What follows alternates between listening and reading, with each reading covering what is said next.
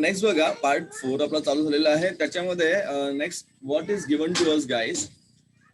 Observe the disaster cycle. There is a disaster cycle given below and explain each aspect of the disaster of earthquake. Getting guys? Earthquake, bhukampaमुळे झाले disaster and we have given a cycle.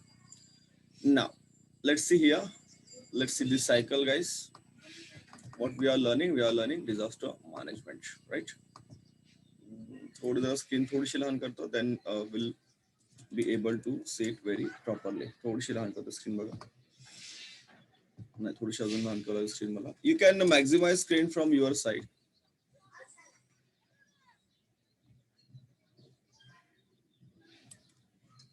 Okay. थोडंसं अजून करावं लागणार. 145. Yes, now it's good.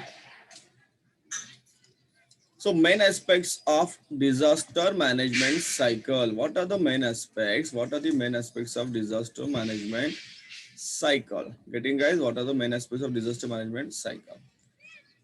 First is the preparation. See, it is a cycle. त्यामुळे असं first, second काय येत नाही. Generally, we start with the preparation. Plan is prepared to minimize the destruction of in any disaster if occurs. Then redemption. Plan for minimizing the damage to the society and country. Third one is preparedness. A plan is chalked out so as to get the quick response from general public, awareness and administration. Then what are the impacts? Impacts of disaster, intensity of various aspects of disaster and disaster management are reviewed. The next is the response. Next is what is the response? Response to the disaster is to be given immediately. असं नाही की बाबा एखादी घटना घडल्यानंतर तुम्ही आरामात response द्याल असं नाही. You have to respond it very immediately after the incident. This factor is followed by the disaster strike in this cycle. The resurgence. Resurgence is an important link between emergency measures and national progress. Resurrection is a stage used for the welfare and rehabilitation of the nation. And finally, the restoration. This is an important link between the measures after disaster and national development. This step is useful for progress of nation and rehabilitation. Getting guys? This is the main aspect. These are the main aspects of a disaster management cycle. Getting? समजा अशी आपत्ती आली तर त्याचे काय आहे तर हे चक्र तुम्हाला दिलेलं आहे. ही प्रमुख अंग कोणकोणते याच्यावर आहे. तर थोडं जरा इथे पण आपलं स्क्रीन थोडी लहान करून तुम्हाला समजून सांगतो बघा. काय लागलं व्यवस्थित. सर्वात महत्वाचं काय बघा तर आपत्कालीन नियोजन चक्रातील काय आहे प्रमुख अंगे आहेत. तुम्हाला परीक्षेला असं त्यांनी देऊ शकतात. अशा प्रकारे तुम्हाला फ्लोचार्ट देतील आणि तुम्हाला मग हे ब्लँक ठेवतील बाबा इथे काय आहे. पूर्ण नाही देणार पण ऍटलीस्ट हे विचारते बाबा इथे काय आहे इथे काय आहे. हे तुम्हाला एक देऊन एक ब्लँक ठेवतील असं सुद्धा ते करू शकतात. आपण चालू करूया पूर्वतयारीपासून. पूर्वतयारी. तर एखादी आपत्ती घडल्यास त्याचे परिणाम कमीत कमी कसे होतील या दिशेने आपण नियोजन या ठिकाणी केलं जातं. विमोचन म्हणजे काय तर आपत्तींचा लोकांवर व देशावर कमीत कमी परिणाम कसा होईल या कृतीचा विचार केला जातो. एखादी गोष्ट घडली परंतु त्याचा परिणाम कमीत कमी झाला पाहिजे. सज्जता. अशी योजना आखली जाते की ज्यात सामान्य नागरिक व शासन यांचा प्रतिसाद मिळेल. सज्ज झाले पाहिजे सर्वजण. नंतर आहे तुम्हाला आपत्तीचा आघात. आपत्तीचा आघात कसा आहे बरोबर. हा घटक आपत्ती व्यवस्थापनाचा आणि आपत्तीच्या वेगवेगळ्या तीव्रतेच्या सापेक्षतेचा आढावा घेतो. प्रतिसाद काय तर आघाताला प्रतिसाद तात्काळ द्यायचा असं लक्षात ठेवा. असं होत नाही की बाबा एखादी आपत्ती घडली आणि तुम्ही म्हणाल की आम्ही उद्या येतो परवा येतो. नाही, त्या ठिकाणी त्याच वेळेस तुम्हाला पोहोचावंच लागतं. जी काही तुमची डिझास्टर मॅनेजमेंट टीम आहे ती घेऊन. घटक या चक्रामध्ये आपत्ती आघातानंतर येत असतो. पुनरुत्थान हे एक महत्वाचं आहे आणि पूर्वत हे दोन जास्त महत्व आहे. कारण एखादी घटना घडल्यानंतर हे सर्व झालं ठीक आहे परंतु लोकांचं जीवन पुन्हा व्यवस्थित आणण्यासाठी या सर्व गोष्टी गरजेच्या आहेत. मला उदाहरण मी देतो थोड्या वेळाने. पुनरुत्थान म्हणजे काय? तर पुनरुत्थान हा एक आपत्कालीन उपाययोजना आणि राष्ट्रीय प्रगती यांच्यातील महत्वाचा दुवा आहे.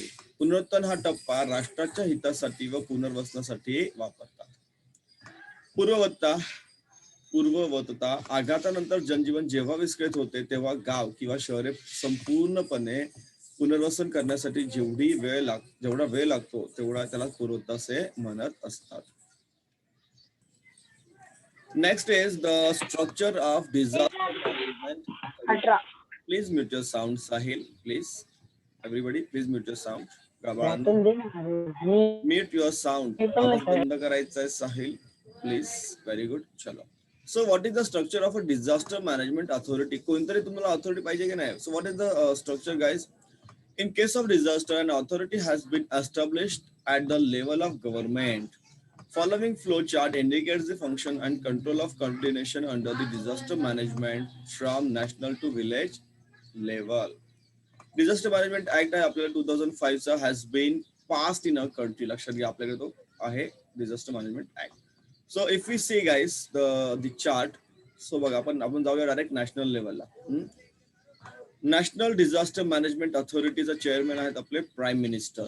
लक्षात घ्या मोदी नाहीत, कारण मोदी आताचे प्राईम मिनिस्टर, पण त्या वेळेस जो जो व्यक्ती असेल तो आपला त्यावेळेस काय असेल, नॅशनल डिझास्टर मॅनेजमेंट अथॉरिटीचा चेअरमॅन असेल. समजलं? This is the at the centre level prime minister. आता सध्या नरेंद्र मोदी आहेत, पुढे तो दुसरे कोणी असू शकतं किंवा तेच असू शकतात. एनिवेज, त्यानंतर आपण जर स्टेट लेवलला आलो, स्टेट डिझास्टर मॅनेजमेंट अथॉरिटी आहे, त्याचे चेअरमॅन आहेत चीफ मिनिस्टर. कोण असतं? Chief minister. आता आपल्या राज्याचे चीफ मिनिस्टर उद्धव ठाकरे आहेत, पण मागे देवेंद्र फडणवीस होते, तर हे चेंज होत राहणार. पण कोणी जो चीफ मिनिस्टर असेल कोणीही, he will be the chairman of state disaster management authority. Then district taluka जिल्ह्यावर या, जिल्हा पातळीवर या डिस्ट्रिक्ट डिझास्टर मॅनेजमेंट अथॉरिटी, त्यावेळेसचा त्या ठिकाणचा जो कलेक्टर असेल, जिल्हाधिकारी असेल, हे विल बी द चेअरमन. तालुक्यावर या, बरोबर, तालुक्यावर या तालुका डिझास्टर मॅनेजमेंट अथॉरिटी, त्या ठिकाणी जो तहसीलदार असेल. लक्षात घ्या ही नावं जी दिलीत ना, तहसीलदार किंवा chief collector, chief minister, this are the post. हे पोस्ट आहेत, ही पदं आहेत. माणसं बदलत राहणं. लक्षात घ्या, माणसं बदलत राहणं. People will change. आता यांचं काम काय बघा, फर्स्ट 3 यांचे काम काय आहे? ऑर्गनायझेशन प्रोव्हाइडिंग प्रिकॉशनरी वॉर्निंग आणि अदर सोशल प्रायव्हेट ऑर्गनायझेशन या ठिकाणी इन्क्लूड होऊ शकतात. तहसीलदार, तालुक्याच्या नंतर काय होतं बघा पुढे, तालुक्यानंतर साहजिकच तुम्हाला गावात जायचं आहे. ऍट व्हिलेज लेवल, व्हिलेज लेवलला सुद्धा कमिटी असते and the chairman is a sarpanch. कोण असतो? Sarpanch is the chairman. General public help करते इथे, as well as system involved in actual rescue. आता ऍक्च्युअल बघा, लक्षात ठेवा, तालुका अँड विलेज लेवललाच तुम्हाला ऍक्च्युअल रेस्क्यू रिहॅबिलिटेशन वर्क होत असतं. म्हणजे हे ज्या वरच्या ज्या गोष्टी आहेत, जसं डिस्ट्रिक्ट लेवलला, स्टेट लेवलला आणि सेंट्रल लेवलला, दे आर दी म्हणतात ना की दे आर दी सुपरव्हिजरी वर्क, पण ऍक्च्युअली कामं इथे होत असतात. या सर्व या दोन या ठिकाणी जास्त महत्वाची कामं होत असतात, कारण प्रॉब्लेम या ठिकाणी आपल्याला क्रिएट होत असतो. Get it? परत सांगतो बघा,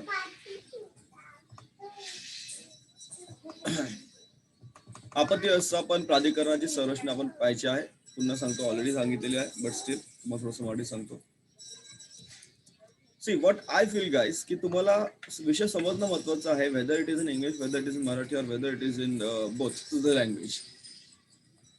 आपत्ती व्यवस्थापनासंदर्भात शासन स्तरावर प्राधिकरणाची रचना केलेली आहे. राष्ट्रीय स्तरापासून ते गाव पातळीपर्यंत आपत्ती व्यवस्थापनाअंतर्गत नियंत्रण व निवारणाचे कार्य कसे चालते ते तुम्हाला या खालील ओघ तक्त्यामध्ये म्हणजे फ्लो चार्ट मध्ये दिलेलं आहे.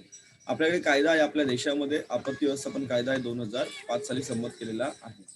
तर आपण जर पाहिलं या ठिकाणी तुम्हाला कळेल की राष्ट्रीय आपत्ती प्राधिकरण, आपत्ती व्यवस्थापन प्राधिकरण याचे अध्यक्ष कोण असतात? पंतप्रधान असतात. राज्य पातळीवर या मुख्यमंत्री काय असतात? त्याचे अध्यक्ष असतात. जिल्हा पातळीवर जिल्ह्याच्या अधिकारी त्या ठिकाणी काय असतो? व्यवस्थापनचा प्रमुख असतो, अध्यक्ष असतो. तालुका स्तरावर आल्यानंतर तहसीलदार हा एक महत्वाचा पद असतो आणि तो व्यक्ती काय असतो? त्या ठिकाणचा आपत्ती व्यवस्थापन प्राधिकरणाचा अध्यक्ष असतो तालुका स्तरावर. यांना अजून कोण मदत करतं? सावधगिरीचे इशारे देणाऱ्या संस्था असतात आणि सामाजिक किंवा खाजगी संस्था या ठिकाणी त्यांना मदत करत असतात. समजलं? पुढे आता तुम्हाला जायचं आहे गाव पातळीवर, कारण ऍक्च्युअली जे काही काम होतं, जे प्रत्यक्ष काम होत असतं, लक्षात घ्या, हा शब्द महत्वाचा. प्रत्यक्ष काम या ठिकाणी होत असतं, कारण कुठलीही आपत्ती येते त्यावेळेस ती पूर्ण काही अख्खा जिल्हाभर घेत नसते. परंतु जे काही म्हणजे तालुका स्तर आहे किंवा गाव पातळी आहे त्या ठिकाणी होतो. गाव पातळीमध्ये गावाचा जो सरपंच असतो त्या वेळेचा सरपंच, तो सरपंच त्या ठिकाणी त्या ठिकाणी अध्यक्ष असतो त्याचा, आणि सामान्य जनता मदत करत असते. या भागामध्ये प्रत्यक्ष सुटका, बचाव, मदत कार्य करणारी ही संरचना आपल्याला पाहायला मिळते. लक्षात घ्या, हा एक उभे तक्ता आपल्याला पाहायला मिळतो, फ्लो चार्ट. तुम्हाला सांगितलंय जा एखाद्या ऑफिसला भेट द्या वगैरे वगैरे. So district disaster management authority काय देईल तुम्हाला? District disaster management authority.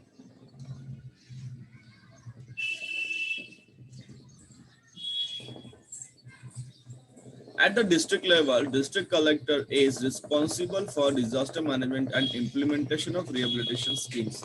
Collector is planning, coordinating, and controlling the implementations or rehabilitation program, gives out necessary instructions, and review the entire system. खूप मोठी जबाबदारी त्यांच्यावर असते. District collector is also responsible for designing the schemes for each district separately for each type of disaster and getting those sanctioned from state level authority. समजतंय? कारण जरी यांच्यावर जबाबदारी असेल तरी त्यांच्यावर सुद्धा काही लोक असतात त्यांना सुपरवाइज करण्यासाठी. सो एव्हरीवेअर काय होतं बघा, जर तुम्ही जिल्हा पातळीवर जर गेलात तर जिल्हास्तरीय आपत्ती व्यवस्थापनासाठी आणि आपत्ती निवारण योजनांच्या परिपूर्णतेसाठी जिल्ह्याचे अधिकारी किंवा ज्याला जिल्हाधिकारी आपण म्हणतो, कलेक्टर म्हणतो, डिस्ट्रिक्ट कलेक्टर, ते महत्वाचे असतात. आता हा व्यक्ती एक असतो का? नाही, एक टीम असते मोठी, परंतु महत्वाची जबाबदारी या व्यक्तीवर असते. लक्षात ठेवा, तो सांगेल तसंच त्याच्या हाताखालची टीम वागत असते. समन्वयक या नात्याने समर्पक निर्देश देणे, अंमलबजावणी करणे, त्या अंमलबजावणीचा व त्यामधून मिळणाऱ्या माहितीचा सतत आढावा घेत राहणे, नियंत्रण ठेवणे, अशा सर्व कामांसाठी योग्य नियोजन करण्याचे कार्य ते करतात. प्रत्येक जिल्ह्याची प्रत्येक प्रकारच्या आपत्तीसाठी अनुषंगिक योजना तयार करून तिला अनुमोदित करून घेणे ही जबाबदारी सुद्धा जिल्हाधिकारीच करत असतो. लक्षात घ्या. त्यानंतर तुम्हाला कुठे जायचं बघा, जिल्ह्याच्या नंतर आपल्याला जायचं आहे district wise disaster control unit असतात. प्रत्येक जिल्ह्याचे वेगवेगळे असतात. या लक्षात घ्या, प्रत्येक जिल्हा वेगळा असतो आणि त्याचे प्रॉब्लेम्स वेगळे असू शकतात. Right. So district control unit is established immediately either after the impact of disaster or getting intimation about it. It reviews about various aspects of disaster, keep continuous contact with various agencies like Army, Air Force, Navy, Telecommunication Department, paramilitary forces, etc. For getting help, it is also responsible for coordinating with various voluntary organizations for their help in disaster management. Right. समजतंय? अजून मला वेगळ्या गोष्टी शिकायची. हा जो chapter आहे हा खूप वास्ट चॅप्टर आहे. वास्ट म्हणजे त्याचा आवाका फार मोठा आहे. एखादी घटना घडण्याच्या आधी बघा अशा प्रकारे जिल्हा नियंत्रण आपत्ती नियंत्रण कक्ष तयार करावे लागतात. आपत्ती आघातानंतर किंवा त्याबद्दलची पूर्वसूचना मिळताच जिल्हा नियंत्रण कक्षाची काय होत असते? स्थापना होते. आपत्ती संदर्भात विविध आढावे आणि माहिती व अतिरिक्त मदत घेण्यासाठी व त्यांचा सतत पाठपुरावा करण्यासाठी हा कक्ष विविध यंत्रणांशी, उदाहरणार्थ जसं स्थल सेना ज्याला आपण काय म्हणतो मिलिटरी म्हणतो, वायुसेना, नौसेना, दूरसंचार, दळणवळण, निमलष्करी ज्याला पॅरामिलिटरी फोर्सेस म्हणतो, यांच्या सतत संपर्कात राहत असते आणि गरज पडल्यावर त्यांची मदत घेतात. त्याचसोबत जिल्ह्यामध्ये बऱ्याचशा NGO असतात, स्वयंसेवी संघटना असतात. त्यांना एकत्रित करून आपत्ती निवारणाच्या कार्यात त्यांचा उपयोग करून घेणे ही त्यांची जबाबदारी असते. आता तुम्हाला थोडीशी माहिती इंटरनेटवरून काढायची आहे. कोणती माहिती बघा. हा, जसं United Nation disaster relief organisation आहे, United Nations centre for human settlement, Asian disaster reduction centre आहे, then you have Asian disaster preparedness centre, world health organisation आहे WHO, आणि United Nations educational scientific cultural organisation UNESCO म्हणतो आपण, का त्याला UNESCO. Right. या सर्व गोष्टी आहेत.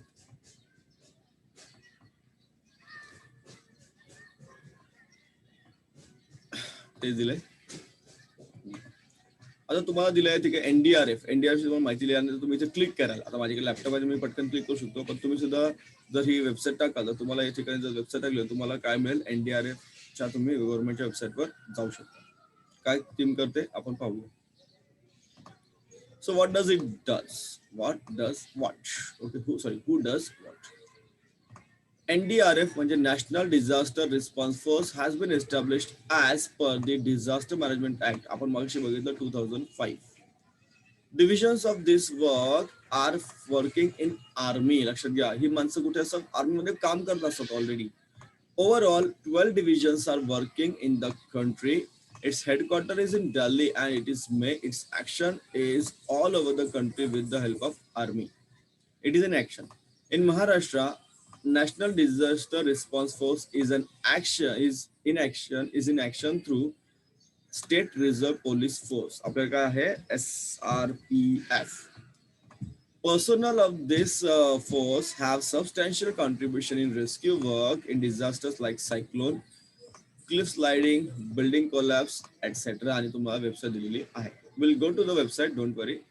आपण धडा शिकतोय, पण धड्यासोबत आपल्याला बऱ्याच गोष्टी माहिती पडतात, त्या सुद्धा महत्वाच्या आहेत. तर राष्ट्रीय आपत्ती प्रतिसाद दलाची स्थापना झालेली आहे. कशामुळे? तर व्यवस्थापन कायदा आहे, त्यामुळे 2005च्या कायद्यानुसार झालेली आहे. या दलाच्या तुकड्या सैन्य दलात कार्यरत आहेत. लक्षात घ्या, संपूर्ण देशात 12 तुकड्या कार्यरत आहेत. किती? 12. त्याचे मुख्यालय कुठे आहे? तर दिल्लीला आहे. प्रत्येक राज्यामध्ये सैन्य दलाच्या मदतीने या सक्रिय आहेत. महाराष्ट्रामध्ये केंद्रीय राखीव पोलीस दलाच्या माध्यमातून राष्ट्रीय आपत्ती प्रतिसाद दलाचे कार्य चालू आहे. त्याला आपण काय म्हणतो? SRPF. या दलातील जवानांनी देशभरात वादळे, दरडी कोसळणे, इमारती पडणे अशा अनेक आपत्तींमध्ये निवारणाचे व बचावाचे कार्य केलेले आहे. जर तुम्ही क्लिक कराल तर तुम्हाला या ठिकाणी पाहायला मिळेल. या ठिकाणी एक मिनिट थांबा, एक सेकंड. हा, काय दिलंय? Trying to connect. ठीक आहे, तर मी अलाउ केलं तर तो आपण डायरेक्ट NDRFच्या वेबसाईटवर जाऊ. 2 मिनिटाचं काम आहे, लगेच आपण म्हणजे क्लोज करूया. आपण काय जायचं नाही, म्हणजे जास्त वेळ घ्यायचं नाही आपल्याला. सर अजून एक सेक्शन आहे का? Sorry,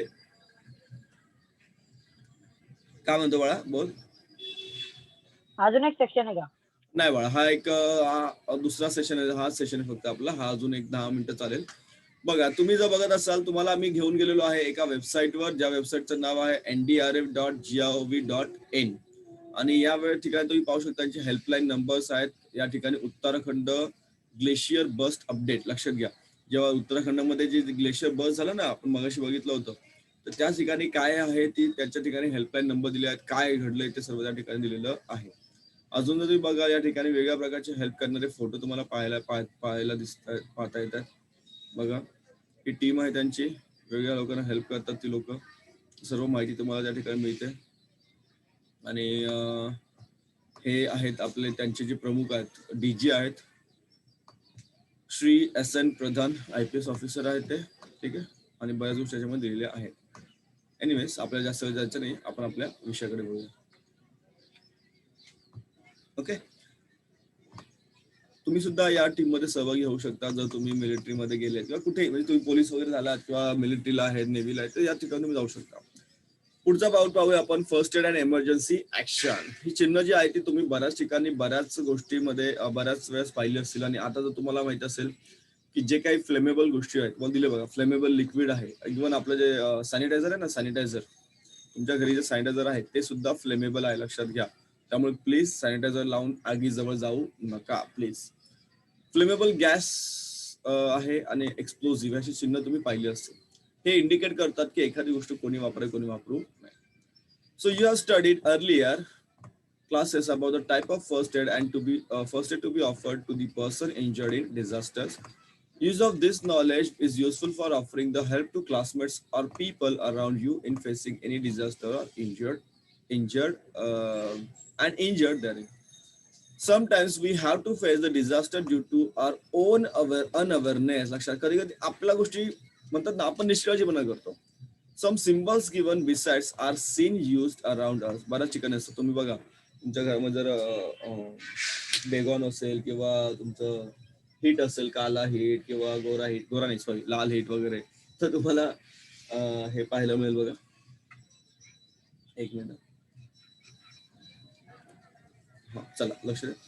so this symbols can not be ignored. याच्यावर तुम्ही दुर्लक्ष करू शकणार नाही. Such symbols are useful to avoid the mishaps. एखादी घटना घडू नये, दुर्घटना घडू नये, तुम्हाला असं चिन्ह वापरले दिसतात. बघा, गेटिंग?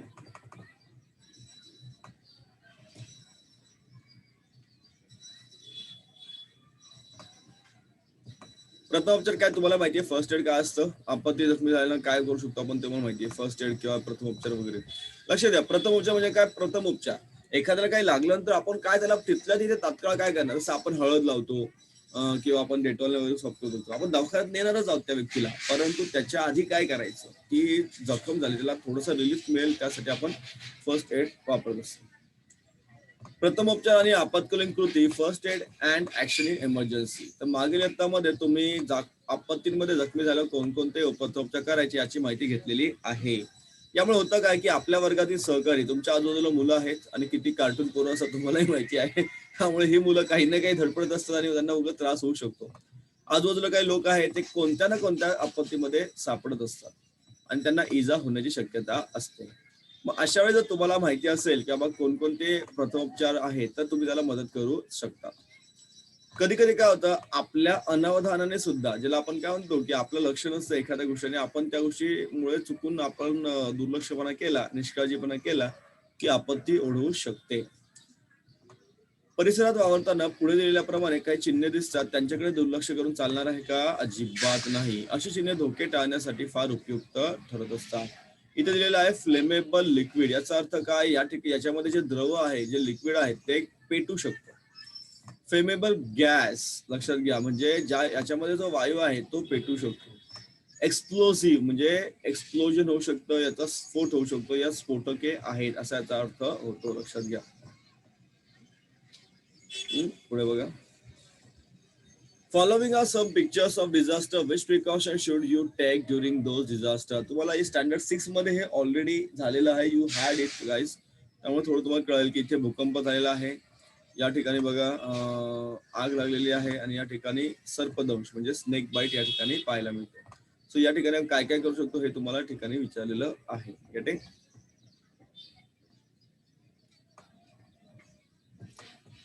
इवन आता तुम्हाला काय दिलं बघा, give the reference of the following pictures and explain importance of each of this disaster management. Which of the are the activities. बघा वेरियस ऍक्टिव्हिटीज आहेत. एखाद्या व्यक्तीला लागल्यानंतर आपण काय करू शकतो वगैरे तुम्हाला दिलेलं आहे. ते बघा दिसतंय. या एमर्जन्सी मध्ये कोणाला कशी मदत करावी, काय करावं, कोणाला कसं घेऊन जावं, कोणी पाण्यात बुडालेलं असेल त्याला पाण्यातून बाहेर काढल्यानंतर काय करावं, हे सर्व तुम्ही ऑलरेडी शिकलेलं आहात. विचार करा त्याच्यावर. So in emergency condition, various transportations method like cradle method, carrying on back, लक्षात घ्या मेथड आहे सगळ्या, पाठीवर घेणे, carrying on 2 hands are to be followed.